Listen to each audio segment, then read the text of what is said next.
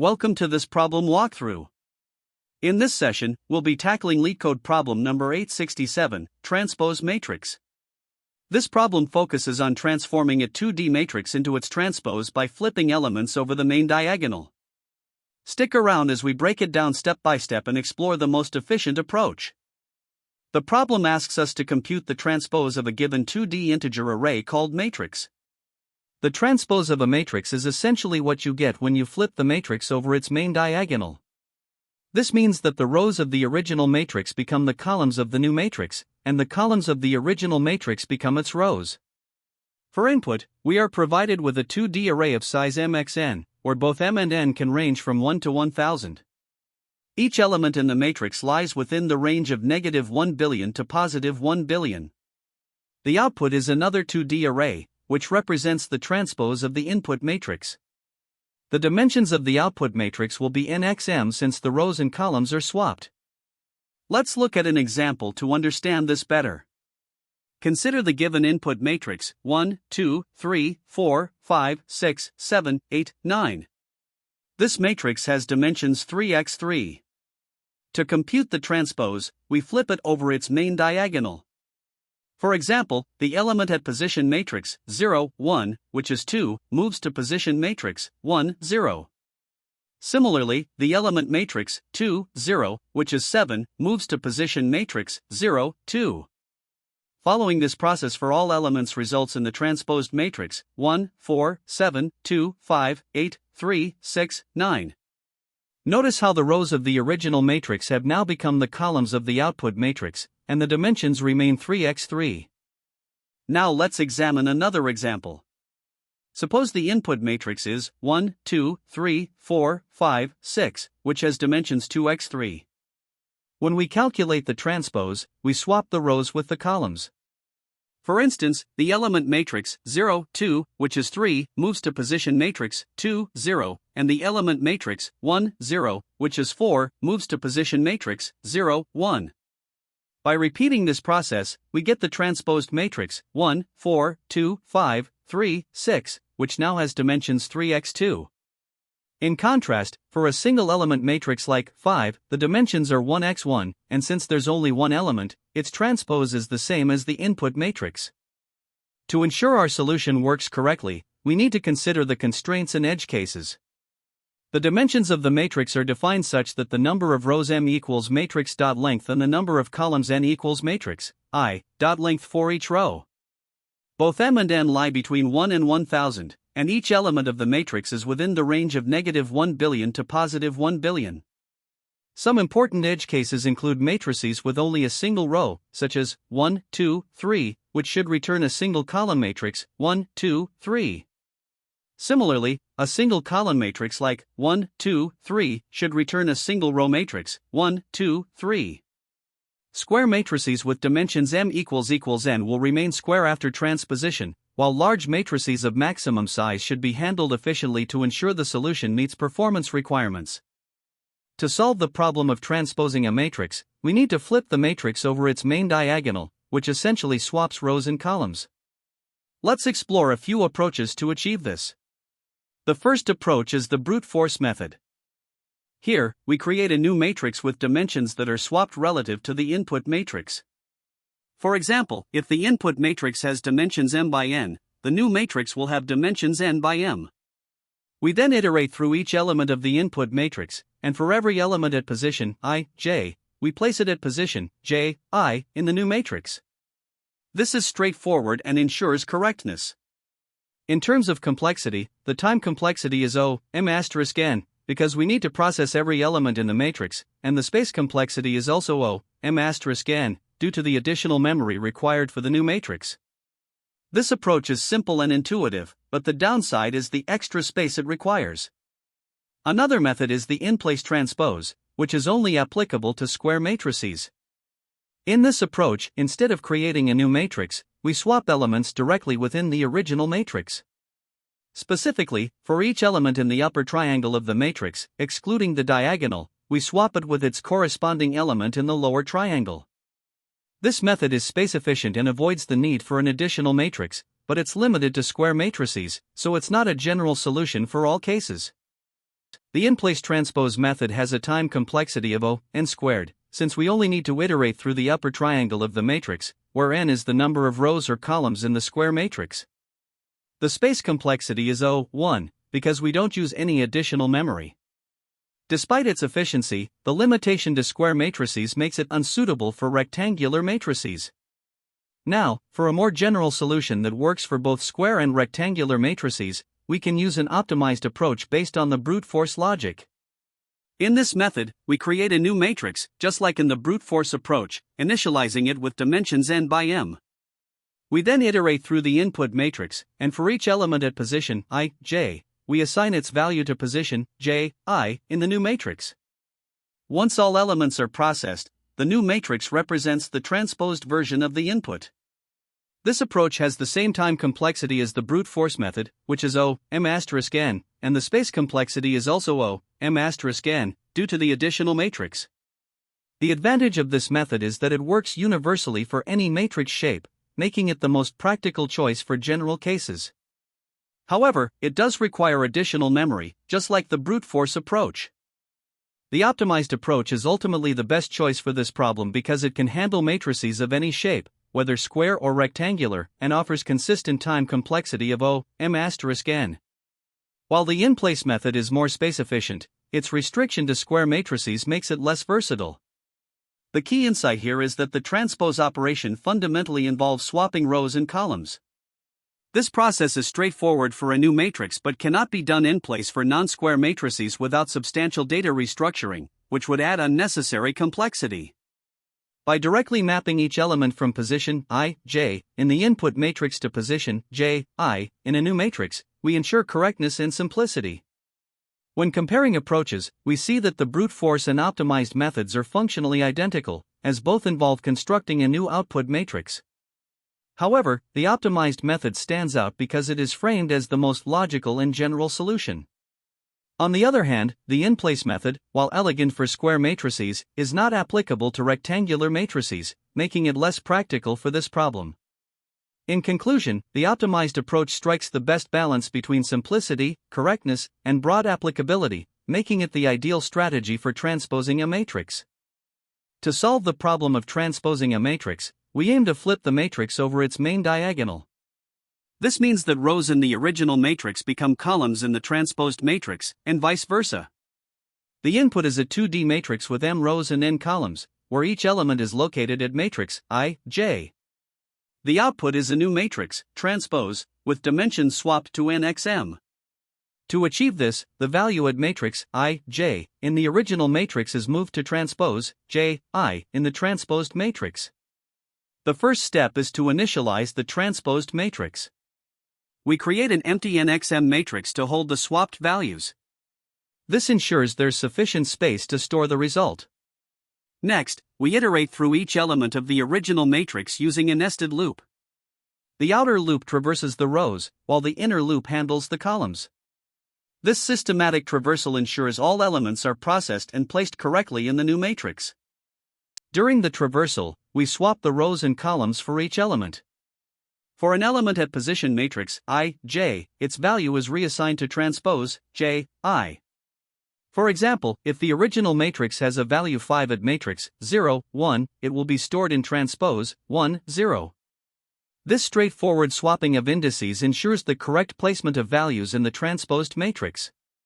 Once all elements are processed, we simply return the new transpose matrix. The key insight here is that the transpose operation works by flipping the indices, turning rows into columns. The space complexity of this approach is n*m, as we create a new matrix of the required size. Time complexity is also n*m, because we visit each element exactly once.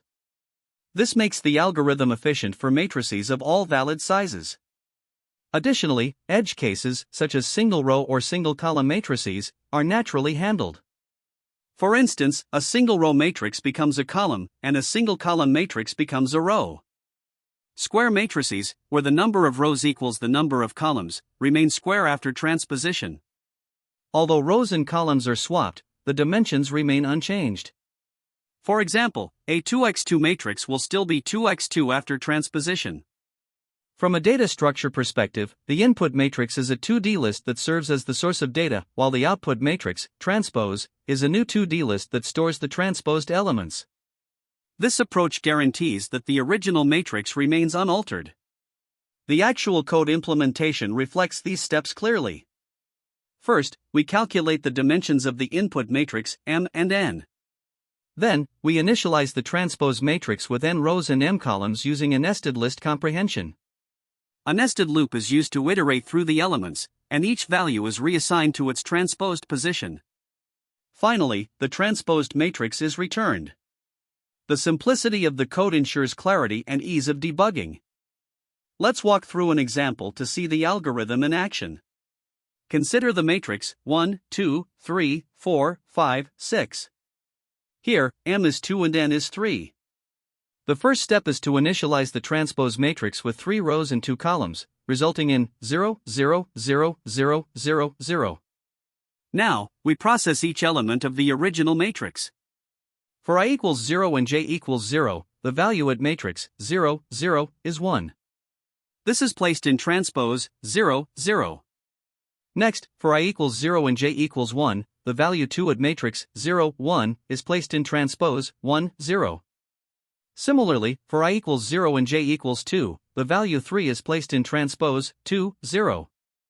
Moving to the second row, for I equals 1 and j equals 0, the value 4 is placed in transpose 0, 1. This process continues for j equals 1 and j equals 2, where the values 5 and 6 are placed in transpose 1, 1, and transpose 2, 1, respectively. After processing all elements, we get the transposed matrix. The final transposed matrix is 1, 4, 2, 5, 3, 6. This is returned as the output. The algorithm is efficient because it processes each element exactly once, making it suitable for matrices of any size. The use of a separate transpose matrix ensures that the original matrix remains unchanged, which is particularly useful in scenarios where the input data must remain intact. From an optimization perspective, the algorithm is already optimal in terms of time and space complexity for this problem. Additionally, its simplicity makes it easy to understand, implement, and debug. In cases where in-place transposition is required, the algorithm would need significant changes, as in-place operations involve modifying the original data structure without additional memory allocation. Overall, the clarity, efficiency, and correctness of this approach make it a robust solution to the transpose matrix problem. In this solution to LeetCode problem number 867, we compute the transpose of a given 2D matrix. Transposing a matrix involves flipping it along its main diagonal so that rows become columns and columns become rows. To begin, the method transpose accepts the input matrix, which is a 2D list. We first calculate the dimensions of the input matrix, rows, number of rows, and calls, number of columns. These dimensions are essential since the transposed matrix will have dimensions calls x rows, columns become rows. Next, we initialize an empty transposed matrix with dimensions calls x rows. This is achieved using a list comprehension, where we create call sublists, each containing rows zeros. This ensures the dimensions of the transposed matrix are ready to be populated. We then iterate over each element of the input matrix using nested loops. The outer loop traverses the rows, while the inner loop traverses the columns. For every element in the input matrix located at position, row, call, we assign its value to position, call, row, in the transposed matrix. This flipping of indices implements the transposing process. Finally, after completing the iteration, the fully populated transposed matrix is returned as the result. The solution is efficient, with a time complexity of O(m*(n), where m and n are the number of rows and columns in the input matrix, respectively. This is because we traverse every element of the matrix exactly once. The space complexity is also O(m*(n), due to the additional space required to store the transposed matrix. This is the Java implementation for LeetCode problem number 867, Transpose Matrix. The logic mirrors the Python implementation, with the main differences being explicit type declarations and array handling in Java. The transpose method initializes a new matrix with swapped dimensions, iterates through the original matrix, and assigns elements to their transposed positions. The solution is efficient and adheres to Java conventions. To solve the problem of transposing a matrix, let's start with a square matrix as our first example. The input is a 3 by 3 matrix where each row and column contains sequential integers from 1 to 9. The first step in the execution is to initialize some variables. We determine the number of rows and columns in the input matrix, which are both 3. Next, we create a new matrix called Transposed with dimensions corresponding to the transpose of the original matrix, meaning it will have 3 rows and 3 columns. Initially, this matrix is filled with zeros, as shown here. This will serve as the structure where we will store the transposed values as we iterate through the original matrix. Now, we begin iterating through the original matrix to populate the transposed matrix. Starting with the first row of the original matrix, for column 0, we assign the value at matrix 0, 0 to transposed 0, 0, updating transpose to 1, 0, 0, 0, 0, 0, 0, 0, 0. Then, for column 1, we assign matrix 0, 1 to transposed 1, 0, and for column 2, matrix 0, 2 to transposed 2, 0, completing the first column of the transposed matrix. Moving to the second row, values from matrix 1, 0, matrix 1, 1, and matrix 1, 2 are assigned to transposed 0, 1, transposed 1, 1, and transposed 2, 1, respectively. Finally, for the third row, values from matrix 2, 0, matrix 2, 1, and matrix 2, 2 are assigned to transposed 0, 2, transposed 1, 2, and transposed 2, 2. The transposed matrix is now complete, with rows and columns swapped 1, 4, 7, 2, 5, 8, 3, 6, 9.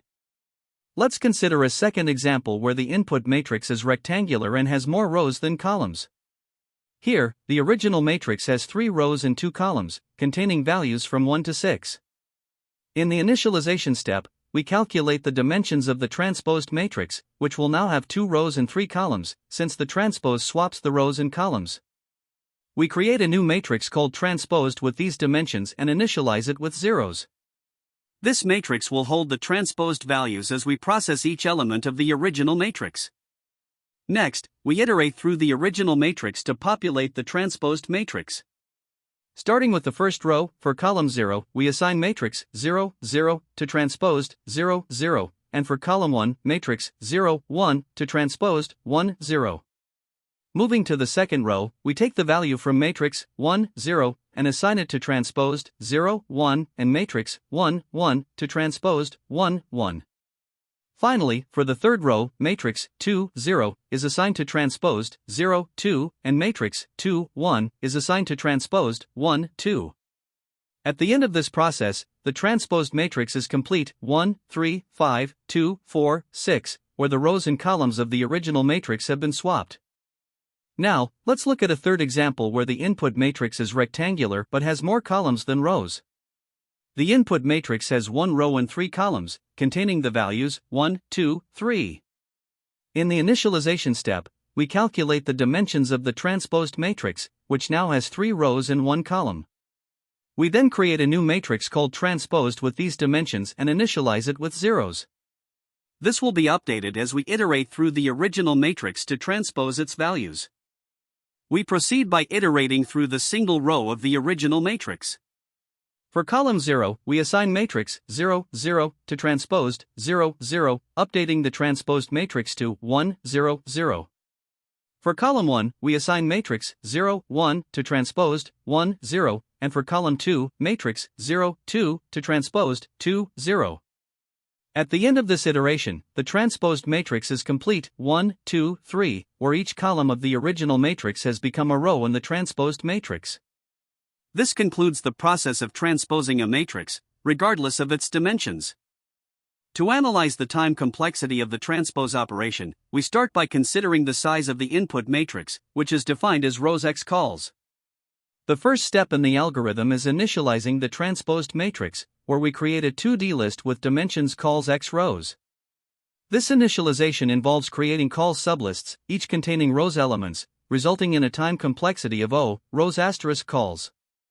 Next, the algorithm uses 2 nested loops to iterate through every element of the input matrix. The outer loop runs rows times, and the inner loop runs calls times, leading to a total of rows asterisk calls iterations. For each iteration, a single assignment operation is performed, which takes constant time, or O1. Therefore, the initialization and the nested loops together contribute to an overall time complexity of O rows * calls. This is the most efficient complexity achievable for the transpose operation because every element in the input matrix must be accessed and processed once. Now, let's evaluate the space complexity. The input matrix is provided as part of the problem, so it doesn't add to the additional space requirements. The algorithm explicitly creates a new matrix, transposed, which has dimensions calls x rows. Since the space needed for this matrix is directly proportional to the number of elements, it requires rows * calls additional space. Additionally, the algorithm uses a constant amount of auxiliary space for variables such as rows, calls, and loop iterators. This constant space contributes O1 to the overall space complexity. When we combine these, the dominant factor is the space required for the output matrix, leading to an overall space complexity of O rows * calls. This represents the minimum amount of space necessary to store the transposed version of the input matrix. Let's take a moment to compare this solution with a naive approach. A brute force method would also involve manually iterating through all the elements in the input matrix and storing them in a predefined data structure. This would similarly require O rows * calls, time and space, as each element must be processed. The current solution we've analyzed is already an optimized implementation of this approach, utilizing nested loops and direct indexing to achieve efficiency. Furthermore, for this specific problem, there's no distinction between best, average, or worst-case scenarios. The algorithm always processes every element of the input matrix exactly once, regardless of its contents, so the time and space complexities remain O rows * calls in all cases. Finally, if we consider a mathematical proof for the big O analysis, let n represent the total number of elements in the matrix, where n equals rows * calls. The algorithm performs O(n) operations for the nested loops, and the output matrix also requires O(n) space. This confirms that the time and space complexities align with the O rows * calls analysis, demonstrating the efficiency and correctness of the solution. Here are some common mistakes to watch out for when solving the transpose matrix problem. First, misunderstanding the indexing during the swap is a frequent issue. Remember, when transposing, the value at matrix I, j must move to result j, I. Confusing these indices can lead to misplaced elements in the resulting matrix. The solution lies in carefully iterating over rows and columns and ensuring the indices are swapped correctly. Next, modifying the matrix in place without creating a new matrix can be problematic, especially when in-place modifications are not allowed. Directly altering the input matrix may result in unexpected behavior. To avoid this, always allocate a new matrix to store the transpose unless explicitly instructed to modify in place. Finally, assuming the matrix is square is another pitfall. This assumption will fail for rectangular matrices, where the number of rows and columns differ. Always account for rectangular matrices by dynamically creating a result matrix with reversed dimensions, calls x rows instead of rows x calls. Now, let's discuss a few more potential pitfalls. Ignoring edge cases is a common oversight. Special cases like matrices with 0 rows or columns, single element matrices, or matrices that are a single row or column should not be neglected. For example, an empty matrix, or a single element matrix, 1, can easily break your solution if not handled properly. Testing these scenarios can help ensure your code is robust. Another issue is inefficient memory allocation. Allocating memory for the transposed matrix inside nested loops can significantly impact performance because it increases the time complexity unnecessarily. A better approach is to pre-allocate the result matrix with the correct dimensions before starting the iteration. This ensures you're not repeatedly allocating memory during the loop, leading to more efficient execution. Understanding the key insights behind the transpose operation is essential, especially in interviews. Fundamentally, transposing a matrix means flipping it along its diagonal, which involves swapping matrix I, j, with result j, I. Grasping this concept will help you tackle variations of the problem more effectively. For square matrices, interviewers may ask for an in-place solution. This requires swapping elements across the diagonal without creating a new matrix. However, this approach demands precise index management to avoid errors. It's also important to discuss edge cases during interviews, such as empty matrices, matrices with a single element, or highly rectangular matrices like a 1 by 1000 matrix. Additionally, interviewers might pose follow-up questions about transposing sparse matrices or optimizing memory usage. In these cases, you should be prepared to discuss representations like the coordinate list format, which is more space-efficient for sparse data. Transpose operations are closely related to several other problems on LeetCode. For example, in problem 48, rotate image, transposing a matrix is one of the key steps involved in rotating it by 90 degrees. Another related problem is LeetCode 566, reshape the matrix, where you manipulate the rows and columns of a matrix to achieve a specific shape. Problem 1314, matrix block sum involves computing sums over sub-matrices, which requires a strong understanding of matrix traversal and manipulation. And, of course, problem 867, transpose matrix is directly tied to this discussion, making it a foundational problem for understanding matrix transformations. Familiarity with these problems can deepen your understanding of how matrix operations are applied in different contexts. Finally, let's review some alternative approaches and the trade-offs involved. The brute force approach involves creating a new matrix with dimensions calls x rows and iterating through the input matrix to populate the result matrix by swapping indices. This method is straightforward to implement but requires n space for the new matrix. For square matrices, an in-place transpose is possible by swapping elements across the diagonal without creating a new matrix. While this saves space, it only applies to square matrices and requires careful handling of indices to avoid errors. Another advanced approach is the optimized sparse matrix transpose. Instead of storing all elements, you store only the non-zero values in a sparse format, such as the coordinate list, COO. This approach is highly efficient in terms of space and time for sparse matrices but increases implementation complexity. Each method has its trade-offs, and the best choice depends on the problem constraints and requirements. In summary, we tackled the transpose matrix problem by leveraging a systematic approach to matrix manipulation. We explored its key concepts and the efficient use of loops to achieve the desired transformation. Thanks for joining, and stay tuned for more problem-solving videos. Don't forget to like, share, and subscribe. That's the end of this tutorial. I hope you found this explanation helpful for understanding the solution to this LeetCode problem.